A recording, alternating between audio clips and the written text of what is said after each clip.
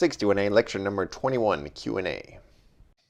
Hey, John, while we wait for the first question, let me ask you something. So I've always taught linked lists. I think they're really great.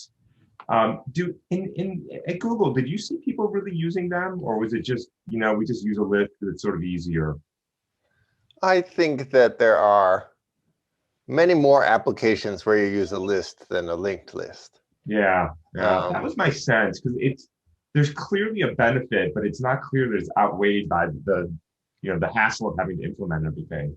Yeah, and I think when there's a lot of mutation, that's when it can matter because you can kind of stick something in the middle of a linked list. Yeah.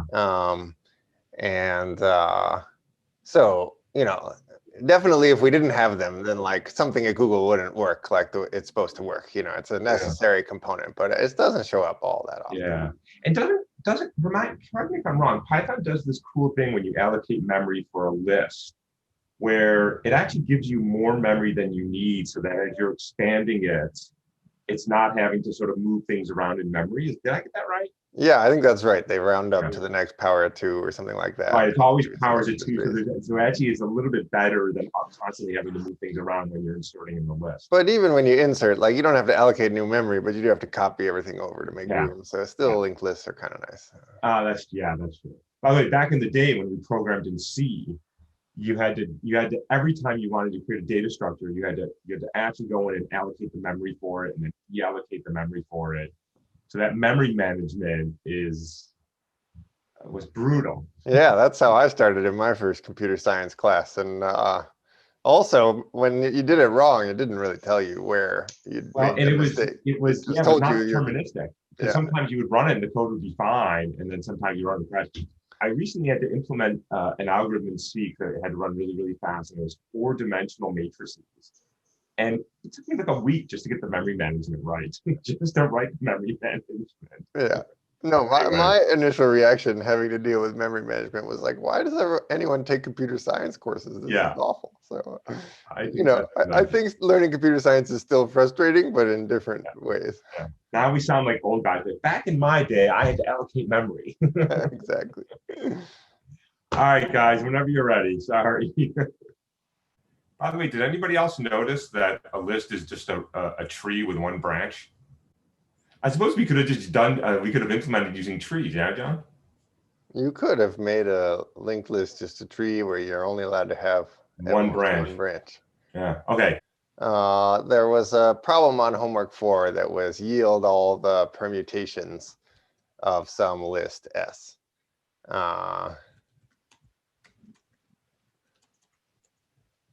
So for example, if you called permutations on 1, 2, 3, well, then you just get back a generator. But if you then listed out all the contents, then you'd get 1, 2, 3, and 1, 3, 2, and okay, so those are the ones that start with 1. But then there's some that start with 2, like 2, 1, 3, and let me shuffle around my Zoom a little bit.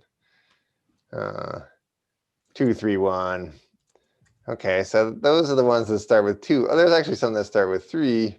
You got 3, 1, 2, and 3, 2, 1. I think that's. I didn't do 4 elements. I know. So I know a lot of people did this question already, but let's just talk through it really quickly. I think there's a couple different ways you can do this, and I don't think there's one that's better than the other. But one of them is that you pick which element you want first in your permutation, so that you could either have 1 first or 2 first, 3 first. And then you have the rest of the elements filling out your permutation, but you don't know what order they come in. They might come in 2, 3, or 3, 2. Well, actually, that turns out to be the 2 different permutations of the numbers 2, 3. And likewise, once you've committed to 2 being your first number, you've got 2 different options for everything else, and these are the 2 different permutations of 1, 3. Or if you say 3 is first, then these are the 2 different permutations of 1, 2. So you can see that coming up with all the permutations of 1, 2, 3 involves coming up with the permutations of 2, 3, and the permutations of 1, 3, and the permutations of 1, 2. So there's going to be a recursive structure here. And now that we have like a recursive story, then we just put it into code. So if you want all the different permutations, then you have to consider all the different elements that you could start with. So the starting element, let's say, is Si. Now we need the rest of the elements. These are all the elements except for the one that we chose. So if we chose 2, we need to get 1 and 3. There's a number of ways to do this. One way is to say I want Sj for every j in here if j isn't I. That's one way to do it. Another way to do it with slicing might be, I want to go up to I, but don't include it. And I also want everything after I, so I plus 1 on. Either way would be fine. But basically, however you do it, what rest is going to be is, if we got 2 here, this is going to be the list of 1, 3. So everything else that we need to permute. And then if we want to generate these 2 permutations, then we have to permute the rest of them. So try 1, 3 and also try 3, 1.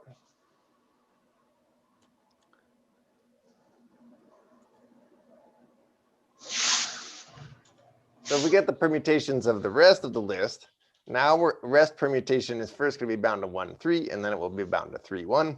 But that's not what we're supposed to yield. So if we yielded rest permutation, we would be yielding something too short. We'd be yielding something like 1, 3 or 3, 1. But really what we want to yield is 2, 1, 3 or 2, 3, 1. So we have to decide how to do that. I think the easiest way is to use list addition, where you put that 2, the starting value, in at the beginning of the list. By the way, notice that when the problem statement was defined up top, there was the recursive definition. I could hear it, right? Take the 1 off and then find the permutations of the other ones. And that's one of the tricks of recursion, is as you're thinking about the problem, there's always this like slight simplification of the problem. And also it's in the definition, right? Take 1 and then add it to all the other permutations of the remaining elements. Well, there it is. And then when you do all that work, you got to think about a base case. What's a good base case? Well, and you could do it with list length 1 or list length 0. I think list length 0 is probably the most basic of the base cases. So if you say if len s equals 0, then what's all the permutations of that? Oh, we're yielding.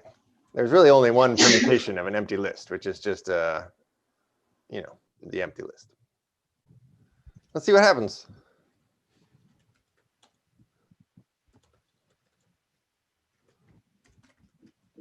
Oh, seems like it worked. Any questions about this? Great question. So why is it the case that within this 4, where we're picking the first element, we have another 4 where we're picking the permutation of the rest of the elements? And I think that nested loop is just inherent to this problem. So there isn't really a way to get around it. I mean, you could use a list comprehension instead and try to do this all in one line if you really wanted to. But it's not like you've gotten rid of the for loop. You've just sort of changed its syntax, right? So it's still in there. It's just kind of hidden away a little bit. Yeah, and so what are the 2 loops, by the way? So there's one loop that we agree we have to peel off the first element in the list. And then the second loop has to permute everything that's left. So I think John's right that this is inherent in this problem definition. Yeah, the way we're getting to all 6 of these is we're looping over groups. And then within each group, we're looping over the 2 different permutations in the group. Yeah, so great question. Is there another way to do this where you have the same elements, but you group them in a different way, where you're taking the first element and inserting it? So the story there is you start with a split of the first element and everything else. Your outer loop is that you permute everything else. So it's either going to be 2, 3 or 3, 2. The inner loop is where do you put the 1? I could put the 1 at the beginning. I could put the 1 in the middle. I could put the 1 at the end. But notice the order of 2 and 3 is the same in all of these cases. And then I could consider the other permutation, which is that 3 comes before 2. And I could decide to put 1 at the beginning, or 1 in the middle, or 1 at the end. And this is a perfectly good way of doing this problem as well. So if we wanted this kind of answer, slightly different order, how would we go about it? Well, base case looks fine the way it is. But here we're saying the split is the first element, and the rest of the elements, we're considering rest permutations as the outer loop. So rest permutation might be something like 2, 3. This might be something like 1. And this is 2, 3. Just annotating it with examples. Okay, now what do? Is you have to consider all the different places where you could put first. And so here we have another for I in range len s. You could put it in the 0th position, or the 1st position, or the 2nd position. So the code hasn't changed very much. This I think we've handled already. But we have to think about what to yield. And one of the questions was, if I just insert, so if I write, for example, rest.insert first in position I, then something goes wrong. So let's talk about how insert works. Let's say rest is 2, 3, and first is 1, and I is first 0, right? Then if I write rest.insert first I, what have I done? Oh, I got it in the wrong order, I think. Let's try again. Rest. Oh, yeah. First, I equals 0. You're supposed to be inserting into a particular position, a particular value. Okay, so that's what we want. Sorry. This is great. This is something we could yield. So we yield that. And then we change I to 1. That was what going through the for statement again would do. And then what if we evaluated this again? Trouble. We have a problem. The problem is that insert is a mutation operation. And so the insertions are accumulating in the rest. And so it's getting longer and longer. This is not what we wanted. We wanted 2, 1, 3, but now we have something else. So just writing this isn't gonna work. You could write result is a new list that has all the elements of rest in it. And then you could insert into that result and yield that result. And you'd get away from this problem of inserting into the same list twice, because you'd be making a new list each time that always kind of started out at 2, 3, and then you're inserting into a different place. So I suspect that this will work. Oh, apparently not. Did something wrong. That much is clear. Oh, sorry. This is supposed to be the rest permutation. Yes. Yeah. Okay, now it works. Sorry about that. Yeah, so you have to consider all the permutations of rest and insert into all of those. And then we have a different grouping. We have all the places where 2 comes before 3, and then all the places where 3 comes before 2. So those are the 2 different rest permutations. And then we're considering all the different places of putting first. So when you're modifying that list in a recursive call, you have to be very careful, right? So the reason why this worked is we peeled off and we created a new list. And notice also the list operator there, 2 lines up from where the cursor is. It's not result equals rest permutation. That would have been the same object. So we create a new list, we mutate it, and then when we go back in the list, it creates a new list each time. Yeah. Yeah, and another reasonable way would be to try to avoid mutation operations like insert entirely. And here you would yield rest permutation up to position I, and then put in first, and then get the rest of the rest permutation. That would probably work too. Apparently not. Okay, two quick questions. Somebody's asking, would this work for strings? Okay, would this work with strings? I guess it probably would. I don't remember if you can call the insertion. If we want the permutations of ABC, we're not going to get strings back, right? This always yields lists, but we will get the list of all lists that are permutations of ABC. And the reason that this works is that what have we actually done with S? Well, we've checked its length. That's something you can do with a string. And we've gotten elements of it or slices of it. That's something you can do with a string. So yeah, I guess S could be a string. It could be kind of any sequence. Anything that you could take the length of and get elements of or get slices of would work here. But it won't give you strings back. It'll give you back lists. But we could have changed this to yield an empty list and do everything as string concatenation instead of list concatenation. That would have worked also. Oh, that's true. A quick change here. And then down below also, John, in first. Gotta get rid of that. Yeah, now maybe we're in business.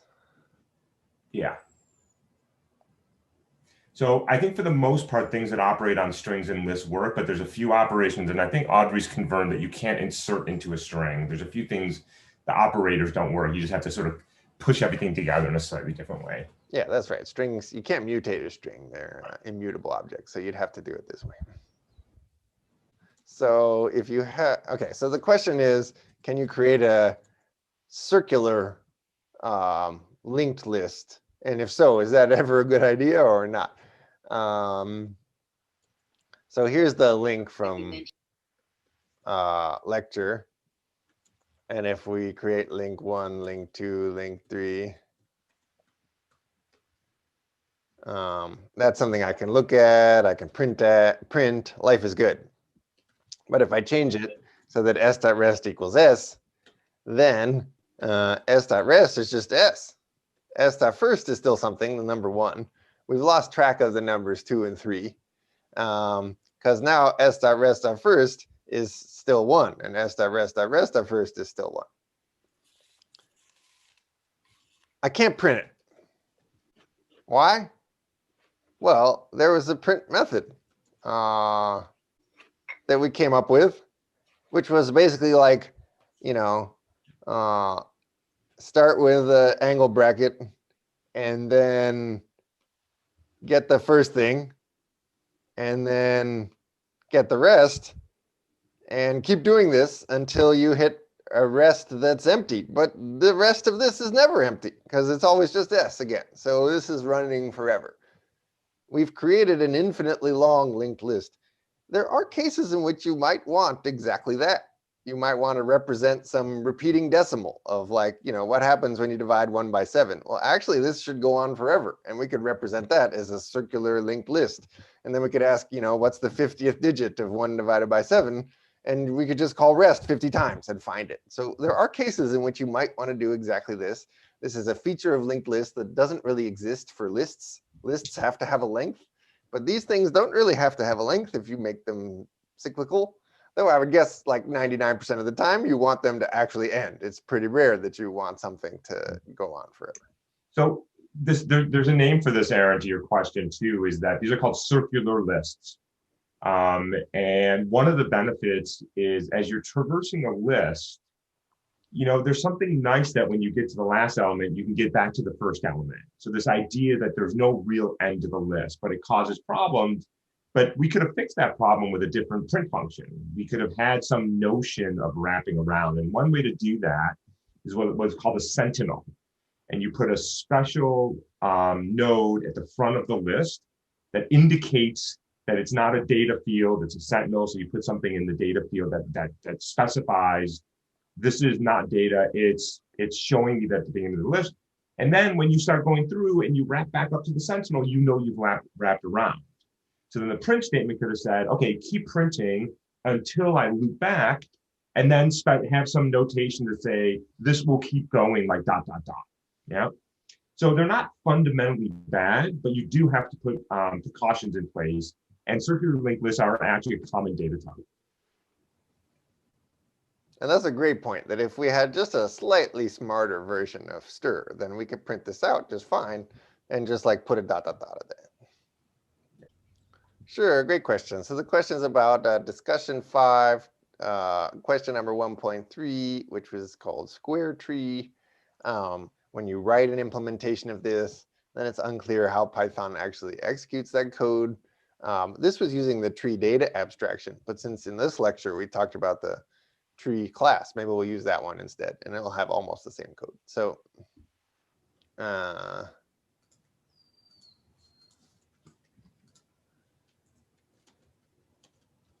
we have our tree class. What would it mean to square a tree? Well, I think that you want to square the label of the tree. So one way to write that is t.label squared, or t.label times t.label. Either way is fine. But the goal of square tree is not to return the square of the label, it's to return a whole tree. So we need to return a whole tree where this thing is the label. And what are the branches? Well, the branches are the result of calling square tree on each branch. So how did I get that far? Well, I know I want to square all the other labels. Each label appears as the root of some node within the tree. So if I've said square the top of the tree, and then I apply that operation everywhere else in the tree, then I'm going to end up squaring every label in the tree. So I could write square tree B for B in t.branches.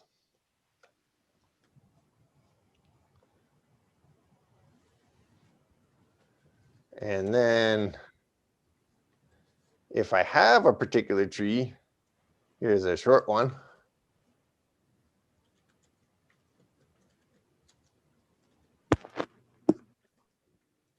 Oh, I shouldn't use 1 because you can't tell whether 1 got squared, can you?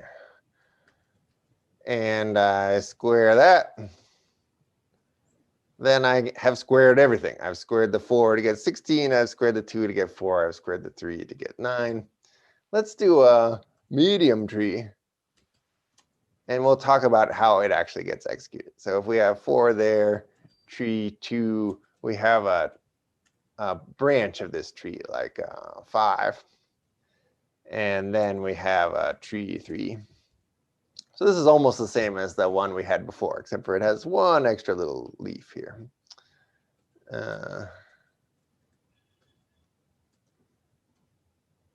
When we square this tree, even the 5 gets squared.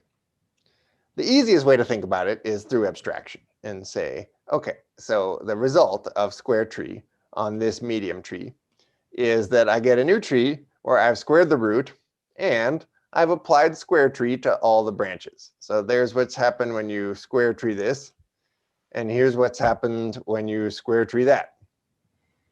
And you kind of just don't think about the process. But it is the case that Python is going through and traversing the whole tree and squaring things bit by bit. So maybe it's worth just printing out what it's doing next.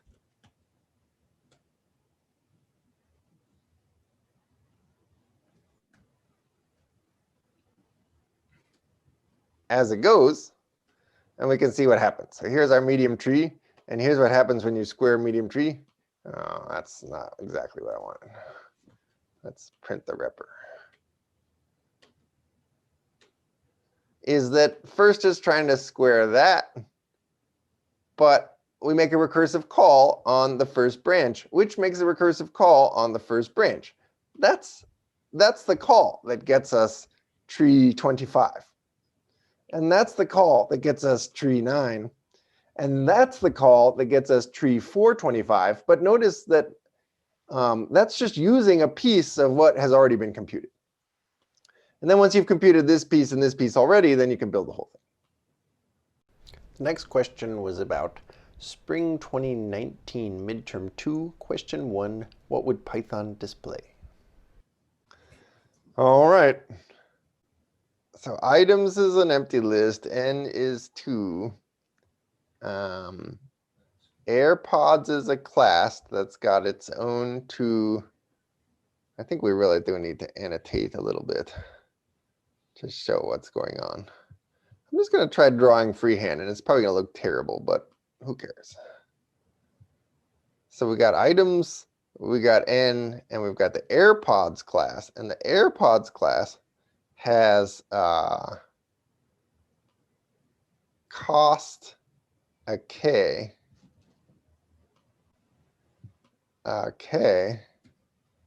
at 0.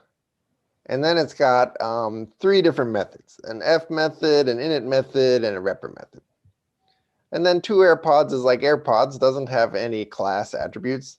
And then we've got some functions, and so we can see what happens. So let's see what happens if we kind of just trace through this. 2 AirPods.cost. This is a class. We're looking up a class attribute. The way you look up a class attribute is that you look in the class that has no class attributes called cost, so you look in its base class. So this would give you the number 200. What happens when you create an instance of an AirPods? Well, in that case, you create a new AirPods and you call init. And so we're going to have to do that.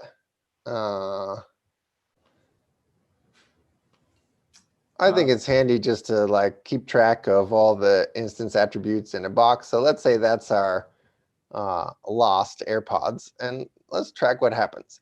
So when Sorry, John, I'm going to interrupt just for a second because Rhea asked a question in the comments. Okay. She was saying, I thought it was 100 because discount was called before. Oh, it's true. I wasn't paying any attention. So yes, I think we lost the discount. I kind of skimmed over this part, but it actually is important. So discount takes whatever class you pass into it and divides its cost by 2. So then I agree with you that this would be 100. Yeah. So what happened there is that we changed this cost. Oh, apparently you cannot change things, and maybe you can. And so this is 100. Okay, and that's all that happened. Right. All right, so we created an AirPods. What does AirPods do? It changes the class attribute K to increment. So this is now 1. It calls some function that's part of the class, so that's F, on self. And what does that do? That prints out self. So this self that is getting printed out is this new instance of the AirPods class. When you print something out, then it's going to look for the stir method. If that doesn't exist, it will call the repr method instead. So printing this out is going to display whatever this returns. So we have to read this. This says AirPods K is less than 2, which is true, and lonely, which is a true value because strings that aren't empty are true.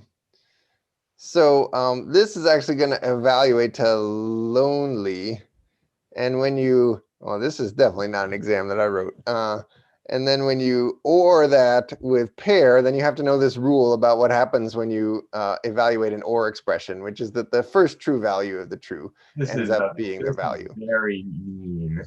So basically the way to unpack this is to have it say, if AirPods.k is less than 2, return lonely, else return pair. Right. That's what that's doing. So calling this method will give you back the string lonely. What printing does is it displays the contents of that string. So it doesn't display the quotes. Then there's one more thing that happens, which is that items, which happens to be global, is extended with a list containing only self. What extend does is it takes all the elements of this list and adds it to items. There's only one element of this list. So now items, which we didn't bother to draw, but should have if we were trying to actually do this correctly. So now I guess we need it. Oh, I can draw squares. Items now has something in it. And the thing that it has in it is this. Beautifully laid out. Okay. What happens when you make it 2 AirPods? Well, when you make it 2 AirPods, you call the init method for 2 AirPods. So we're going to create a new, dang it, I wanted a box. We're going to create a new instance. This time it's a 2 AirPods instance. We're going to execute all this, which says it gets an instance attribute called K. And then we call airpods.init on this. And we're going to do it twice. So the first time we call this, we're passing in the 2 AirPods instance as self, airpods.k plus equals 1. Okay, so we've changed this again to 2. We call this function, which just prints it out, which calls this repr method again. K is no longer less than 2. So I think that this is going to display pair this time. Okay, and then we extend the items list yet again. So now there's 2 elements in the items list. But actually, we're calling AirPods init twice. So we have to play this whole game again, where we increment airpods.k. This is now 3. If Zoom will let me edit it. Print out pair again. And we add this to items. So there's where we are. Okay, and these things have names, by the way, in the global frame. There's one called lost, which is this first one. And there's one called, man, I really made a mess. Will be lost, which is this one. And now we're apparently going to look at what happens with these. So stir lost. What happens when you call stir on lost? Well, you check for a stir method. There isn't one. So we'll use the repr method instead. We have to reevaluate this whole expression. Now airpods.k is not less than 2. So we get the string pair. Let's see what else we got here. Item.k for item in items. We have 3 things in items. So we're going to end up with a list with 3 things in it. And we have to figure out what .k is for each of them. For this element, it has no instance attribute called k, so we look in its class and we find that k is 3. For this element, it does have an instance attribute k, so that's 2. And this element is actually the same thing, so it has the same k. Home stretch. You lost, will be lost, which takes in lost and will be lost and keeps them in the same order and returns the result of calling print u on each one. So we have to print out. We've already talked about what happens when you print. I believe it displays pair. And so that will be the pair that comes from printing the first one. That will be the pair that comes from printing the second one. But then we have to return the result of whatever print returned. And print returned none both times. So we get a list with none and none in it. Take the person who wrote this question out back and smack them around a little bit, John. Okay. Okay, so this is spring 2015 midterm 2 question 4b. Takes a string and a dictionary that contains words as values and their secret codes as keys. It returns a list of all possible ways in which S can be decoded by splitting it into secret codes and separating the corresponding words by spaces.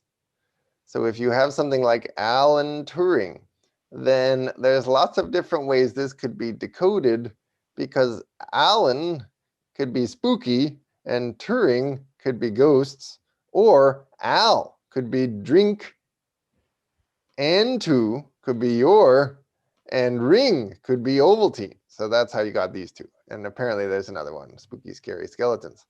Maybe this exam was on Halloween. Okay, so this has a for statement in it. And one of the questions was, what happens if you have a recursive call in the for statement? And as long as you treat your recursive call as a functional abstraction, then maybe it's just not so bad that it happens to be in a for statement. As long as you know, like, oh, I have a way of taking the rest of the string and decrypting that, then I guess what we'll do is we'll go through all the prefixes of the string that match something in codes, and then we'll have the rest of the string that is after the part that we match. So if we match the Alan, then we have the rest is Turing, and we're going to have to decrypt that. So Alan will tell us that there's drink, but a recursive call to Turing will, Alan gives us spooky, but a recursive call to Turing will give us either ghosts or scary skeletons, and we'll just have to figure out which it is by letting recursion do the trick. Okay, let's take a look at the code. Empty string has no way of decrypting it. MS is going to be what we eventually return. So these are the messages. If it's the case, I think that all of S is in my codes dictionary.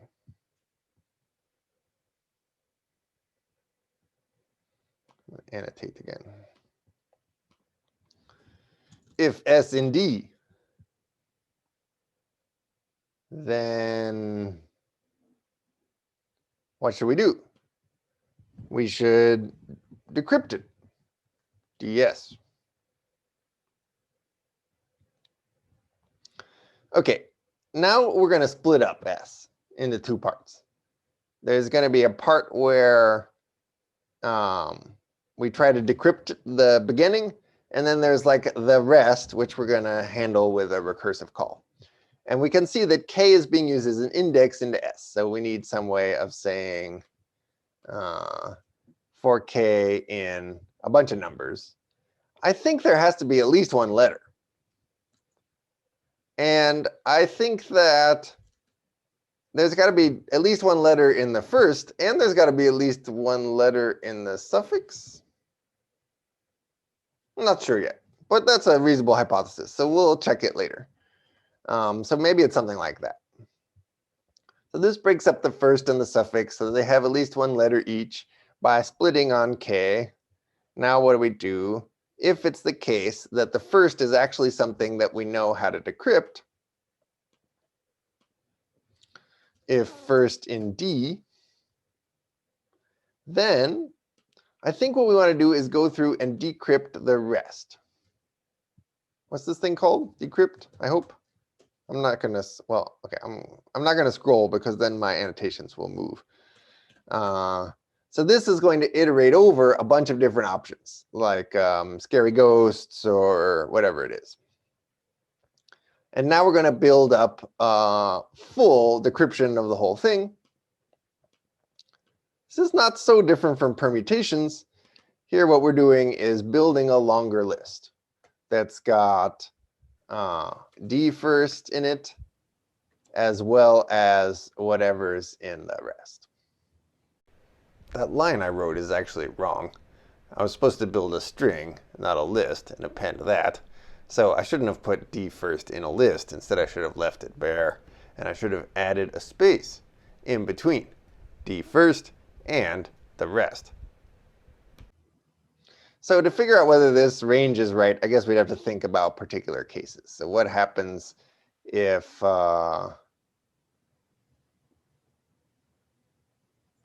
yeah, I think this is right. If we had empty suffixes and we made a recursive call on an empty suffix, then we'd have nothing to iterate over because of the way this is defined. So we need to have the suffix contain something, and to hit this particular base case, this isn't really, it's kind of like a base case. If it's the case that S is all the way in D, then we actually get to see the decryption of that. We made it through another question. Do you have any questions about this question? Somebody is asking, could a problem like this be on the next midterm? Sure. I don't think they'll get any spookier than this, but This is the kind of thing we'd like you to be able to do. Yeah, this is a more sane problem, I would say. Somebody's asking what D of first does again. This gets the decryption. So this goes from Alan to Spooky or whatever it was. So yeah, if you notice, there are no Allens or Turings in the results. There's only Drinks and Ovaltines and Spookies and Ghosts. So it has to be that when we build these things, they have to be built out of the result of looking up strings in the dictionary as opposed That's a to dictionary lookup in case it wasn't clear. Oh yeah. Right, the whole thing's a dictionary at the very beginning. D is this codes thing that has all the decryptions. All right. Oh, Tam is asking why only to the length of S-1. And the reason is that underneath you have to break the list up into at least two parts, first and suffix. So if there's not two parts, there's nothing to break down, and so you don't have to do any more work. Right. So we're trying to make sure neither of these is empty.